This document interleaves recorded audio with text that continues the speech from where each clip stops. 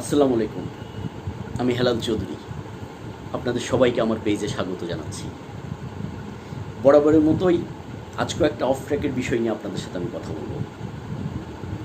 বিষয়টা আ একটু অন্যরকম। সেটা হচ্ছে আজ থেকে বেশ কয়েক বছর আগে একটা মোটিভেশনাল সেশন নেওয়ার সময় আমাকে একজন শিক্ষার্থী একটা প্রশ্ন করেছিল। অদ্ভুত একটা প্রশ্ন। নেগেটিভ কিছু থেকে পজিটিভ কী করে সৃষ্টি হয়? তো ওই মুহূর্তে আমি এটার মোটামুটি একটা জবাব দিয়েছিলাম, কিন্তু বিষয়টা আমার মনের মধ্যে স্ট্রাইক করেছে। আসলেই তো নেগেটিভ কিছু থেকে পজিটিভ কী করে সৃষ্টি হয়? তো আসলে আমাদের মানব জীবনটা বড় অদ্ভুত। এখানে কখন কী ঘটে কেউ জানে না। আমি অনেক এমন মানুষের জীবন দেখেছি, সাজানো সব কিছু, কিন্তু হঠাৎ এমন কিছু ঘটেছে, জীবনটা এলোমেলো হয়ে গেছে। আমি এমন অনেককে দেখেছি, জীবনটা তার খুব সুন্দর পরিপাটিভাবে চলছিল, ভালো একটা চাকরি করছিল, কিংবা সব দিক দিয়ে ওয়েল সেটেলড। এরকম মানুষকে দেখেছি এলোমেলো হয়ে গিয়েছে অনেক কিছু। কেন? আসলে কিছু কেনর জবাব শুধু সময় দিতে পারে, কিছু কেনর জবাব দিতে পারে স্রষ্টা, আর কিছু কেনর জবাব দেয় ধৈর্য। এই বিষয়গুলো আসলে খুব আপেক্ষিক। আমরা শেষটা না দেখা পর্যন্ত বলতে পারি না যে আসলে শেষ হয়েছে। Actually nothing is over unless it is over. ওই হিন্দি সিনেমার একটা ডায়লগ খুব মনে পড়ছে, পিকচার আবি বাকি হ্যায়। যতক্ষণ আপনার শেষ নিঃশ্বাস যায়নি ততক্ষণ পর্যন্ত যে কোনো কিছু করতে পারে। একটা কথা আছে, আমি প্রায় একটা কথা বলি, when nothing is certain everything is possible. So যখন আপনার জীবনে নেগেটিভ কিছু ঘটবে, আমি মনে করি হতাশ হওয়ার কারণ নাই। এটা হয়তো জীবনেরই একটা অংশ, এটা জীবনেরই একটা অংশ, এটা স্রষ্টার পরিকল্পনারই একটা অংশ। আপনাকে ওইটুকু ধৈর্য ধারণ করতে হবে শেষটা দেখার জন্য। আমি নেগেটিভ কিছু থেকে যে পজিটিভ কিছুর সৃষ্টি হয় তার একটা এক্সাম্পল দিচ্ছি আপনাদের। অনেক ছোটোবেলার কথা, তখন সাদা কালো টেলিভিশনের যুগ। সাদা কালো টেলিভিশনে তখন আমাদের প্রতি সপ্তাহে একটা বাংলা সিনেমা দেখানো হতো। তো তখন তো ডিশ ছিল না, আমরা সবাই সিনেমা দেখার জন্য হুমড়ি খেয়ে পড়তাম, পুরো এক সপ্তাহ অপেক্ষা করতাম। এরকম একটা বাংলা সিনেমায় আমি একটা দৃশ্য দেখেছিলাম। দৃশ্যটা হচ্ছে এরকম, নায়কের স্মৃতিশক্তি নাই, নায়ক স্মৃতিশক্তি হারিয়ে ফেলেছেন। এমন একটা নায়ককে একজন ভিলেন তার ডান্ডার বাড়ি দেয় মাথায়। তো ভিলেনের ডান্ডার বাড়ি খেয়ে নায়কের স্মৃতিশক্তি ফিরে আসে। যাকে অনেক ডাক্তার চিকিৎসা করেও স্মৃতিশক্তি ফিরিয়ে আনতে পারছিল না, তার স্ত্রী তাকে অনেক রকমভাবে স্মৃতিশক্তি ফিরিয়ে আনার চেষ্টা করেও যেটা ফিরিয়ে আনতে পারছিল না, ভিলেনের লাঠির বাড়ি খেয়ে নায়কের স্মৃতিশক্তি ফিরে এসেছিল। ওই ছোটোবেলায় দৃশ্যটা দেখেছিলাম, কিন্তু ওটা মনের মধ্যে গেঁথে গিয়েছে। তখন ফার্স্ট রিয়েলাইজ করেছিলাম, আমার কেন জানি মনে হয়েছিল, হ্যাঁ, সব নেগেটিভ আসলে নেগেটিভ নয়। কারণ অনেক সময় কি, অনেক নেগেটিভ যখন আপনার জীবনে ঘটবে, আপাত দৃষ্টিতে মনে হবে, না আমার বোধহয় সব চলে গেল, বোধহয় আমার সব কিছু এখানেই শেষ। না, আপনার শেষটা কি ওটা স্রষ্টা জানে। আপনাকে একটু অপেক্ষা করতে হবে। আমি একটা জিনিস দৃঢ়ভাবে বিশ্বাস করি, আপনার হাত থেকে যখন কোনো কিছু নিয়ে ফেলা হয়, তখন এটা নিশ্চিত ধরে রাখবেন আরও ভালো কিছু আপনার জন্য অপেক্ষা করছে। আমি তো একটা এক্সাম্পল দিলাম, আরেকটা এক্সাম্পল দিচ্ছি আপনাদের। আমার এক বান্ধবীকে জানতাম আমি, সে একটা ছেলেকে ভালোবাসতো, প্রচণ্ড ভালোবাসতো, এমনভাবে ভালোবাসতো, সে সব কিছু ছেড়ে ছুড়ে ওই ছেলেটার কাছে চলে এসেছিল, কিন্তু ছেলেটা তাকে গ্রহণ করেনি, ছেলেটা তাকে রিফিউজ করেছিল। সে কাঁদতে কাঁদতে বাড়ি ফিরেছিল। অনেক কষ্টে বাবা মা তাকে ঘরে আবার আশ্রয় দেয়। অনেক বছর পর আমি এই কাহিনীটার শেষটা দেখতে পেয়েছিলাম, কিন্তু ঘটনাটা যখন ঘটেছিল সেদিন আমার কষ্টে বুক ভেঙে গিয়েছিল। আমার বারবার মনে হয়েছিল, সত্যিকারের ভালোবাসা কি এভাবে মুখ থুবড়ে পড়ে? আমার মনে হয়েছিল, মেয়েটা কেন এরকম কষ্ট পেল? তখন আমি জানতাম না শেষ দৃশ্যটা কী। কিছুদিন আগে ওই দৃশ্যের শেষটা বোধহয় আমি দেখেছি।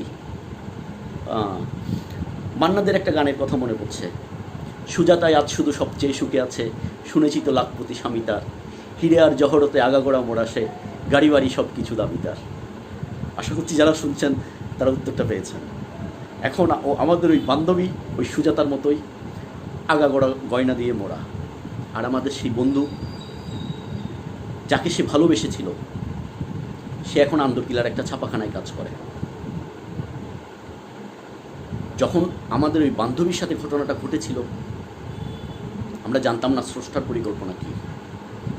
আমার মনে হয়েছিল খুব নেগেটিভ একটা বিষয় আমাদের বান্ধবীর জীবনে ঘটেছে। না, সব নেগেটিভ নয়। এই জন্য জীবনে যখনই নেগেটিভ কিছু আসে কখনো হতাশ হবেন না, ভেঙে পড়বেন না, কারণ শেষটা আপনি জানেন না। আরেকটা এক্সাম্পল দিই, এটাও বেশ কয়েক বছর আগের কথা। অফিসে আসা যাওয়ার পথে একটা বাড়ি চোখে পড়তো আমার। বাড়িটা দোতলা বাড়ি। যখন বিকেলে অনেক সময় আসতাম দেখতাম ওই দোতলার ব্যালকনিতে বসে বাড়ির মালিক এবং তার ওয়াইফ মগে ভরে চা খাচ্ছে। কি আশ্চর্য সুন্দর দৃশ্য, দেখলেই মনটা ভালো হয়ে যেত। একদিন দেখলাম ওই বিল্ডিংটা ভাঙা হচ্ছে, আর সেই পরিচিত দৃশ্যটা দেখতে পাচ্ছিলাম না। ভাঙা হচ্ছে, বিল্ডিংটা এক সময় ভাঙা হলো, এবং ওই বিল্ডিংয়ের সামনে ওই ভদ্রলোককে আমি কোমরে হাত দিয়ে দাঁড়িয়ে থাকতে দেখেছিলাম। সে করুণ চোখে ওই বিল্ডিংটার দিকে তাকিয়ে থাকতো। আমারও কষ্ট হতো যে এরকম একটা সুন্দর দৃশ্য আমি আর দেখব না। এর কিছুদিন পরের গল্প, ওই জায়গায় এখন 20 তলা দালান হয়েছে, দেখলে মন ভরে যায়। এবং ওই বিল্ডিংয়েই ওই যাদের কথা বলছিলাম ওই ব্যক্তি এবং ওনার স্ত্রী আবার সেই ঠিক আগের নিয়মে একটা ফ্ল্যাটে বসে এবং ওই ব্যালকনিতে বসে চা খায়। যখন বিল্ডিংটা ভাঙা হচ্ছিল আমি কষ্ট পেয়েছিলাম, ভেবেছিলাম এটাই শেষ। আমি জানতাম না ওখানের উপর 20 তলা দালান হবে। আসলে আপনাদেরকে কথা বলতে বলতে আমি 3টা এক্সাম্পল দিলাম। এই 3টা এক্সাম্পলের মধ্যে আপনারা জবাব খুঁজে পাবেন যে আপনার জীবনে যখনই নেগেটিভ কিছু ঘটবে হতাশ হবেন না, ভেঙে পড়বেন না, স্রষ্টার উপর আস্থা রাখুন। একটা কথা মনে রাখবেন, আপনাকে সবচেয়ে বেশি ভালোবাসেন আসলে তিনি, কারণ তিনি আপনাকে সৃষ্টি করেছেন, তিনি আপনাকে টেক কেয়ার করছেন, তিনি আপনার আহার যোগাচ্ছেন এবং তিনি আপনার ভালো মন্দের ফয়সালা করছেন। তার উপর আস্থা রাখুন, দেখবেন সব কিছু কেমন স্মুথ হয়ে গেছে। আরেকটা এক্সাম্পল দিই। আমি একজন ব্যক্তিকে জানি যিনি 14,500 বেতনে চাকরি করত। ওই 14,500 বেতন ছিল তার কাছে অনেক বেশি কিছু। সে একটা শিপিং কোম্পানিতে চাকরি করত। আমিও একসময় শিপিং কোম্পানিতে চাকরি করতাম, যার ফলশ্রুতিতে আমি জানি জিনিসটা। তো আমি তার নাম কল্পনায় ধরলাম অরিন্দম বাবু, নামটা আমি বদলে দিয়েছি যাতে চেনা না যায়। তার নাম ধরলাম অরিন্দম বাবু। এখন অরিন্দম বাবু 14,500 টাকা বেতনের চাকরি করত এবং খুব সুখে দিনাতিপাত করত। একদিন বসের রুম থেকে তার ডাক আসলো, তার হাতে একটা চিঠি দিল, বলল আমরা রিসেশনের মধ্য দিয়ে যাচ্ছি, কিছু স্টাফ ছাঁটাই করতে হবে, এর মধ্যে তুমি একজন। আমি সেদিন অরিন্দমদার চোখের পানি দেখেছিলাম, ঝরঝর করে কাঁদতে দেখেছিলাম। অফিসের গেটের সামনে দাঁড়িয়ে উনি কাঁদছিলেন। উনি বুঝতে পারছিলেন না উনি কোথায় যাবেন। কিছুদিন আগের ঘটনা, চট্টগ্রামের দেওয়ানহাট মোড় পার হওয়ার সময় একটা ব্রিজ আছে, ওই ব্রিজে একটু জ্যাম লেগেছিল। আমি আমার ড্রাইভারের সাথে কথা বলছিলাম কি একটা বিষয় নিয়ে, সে অসতর্ক অবস্থায় সামনের গাড়িটাকে টুকে দেয়, পিছন থেকে গাড়িটাকে টুকে দেয়। আমি পিছনে সিটে বসে আছি, ড্রাইভার তো খুব ভীত, কারণ সামনের গাড়িটা বেশ দামি এবং নতুন। আমি পিছন থেকে তাকিয়ে আছি, অবাক হয়ে লক্ষ্য করলাম গাড়ি থেকে অরিন্দম দা নামলেন। ওনার গেট আপ, ওনার চেহারা, ওনার স্টাইল, যে গাড়ি উনি ধারণ করছেন, যে গাড়িতে উনি চলছেন সেই গাড়ির সাথে অরিন্দমদাকে যাচ্ছিল না, এরকম একটা মানে দৃশ্য দেখবো আমি চিন্তাও করিনি। অরিন্দমদা তেড়ে এলেন ড্রাইভারের সাথে ঝগড়া করার জন্য, গাড়ির পেছনটা দেখলেন, কি হয়েছে? প্রথমে ভেবেছিলাম গাড়ি থেকে নামবো না, পরে গাড়ি থেকে নামলাম। আমাকে দেখে অরিন্দমদা জড়িয়ে ধরলেন। রাস্তার মানুষ অবাক হয়ে তাকিয়ে আছে। একজন মানুষ আরেকজন মানুষকে জড়িয়ে ধরেছেন। সেদিন আমি নতুন করে জানলাম নেগেটিভ থেকে কী করে পজিটিভ সৃষ্টি হয়। যদি ওই অরিন্দমদা ওই শিপিং কোম্পানিতে এতদিন চাকরি করতো, তার বেতন হতো বড় জোর 20, 25, 30, 35,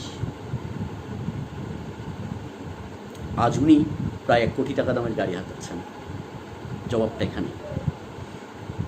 আপনি কখনোই জানেন না আপনার জন্য বিধাতার পরিকল্পনা কী। কোনো হতাশ হবেন না, যে কোনো কিছুই সম্ভব। এজন্য আপনাদের প্রতি আমার অনুরোধ, জীবনে অনেক ঝড়ঝাপটা আসবে, কঠিন সময় আসবে। এই কঠিন সময়টাতে, ঝড়ঝাপটার সময়টাতে আপনাকে ধৈর্য ধারণ করতে হবে এবং আপনাকে এগিয়ে যেতে হবে। তাহলেই দেখবেন আপনার জীবনের মানচিত্র পাল্টে গেছে। প্রতিটি মানুষেরই, আমরা কারোটা জানি কারোটা জানি না, প্রতিটি মানুষেরই সংগ্রামের কিছু গল্প আছে, প্রত্যেকটা মানুষেরই আছে। সেই সংগ্রামের গল্পটা তখনই পরিণতি লাভ করে যখন আপনি আপনার কাঙ্ক্ষিত লক্ষ্যে পৌঁছাতে পারবেন।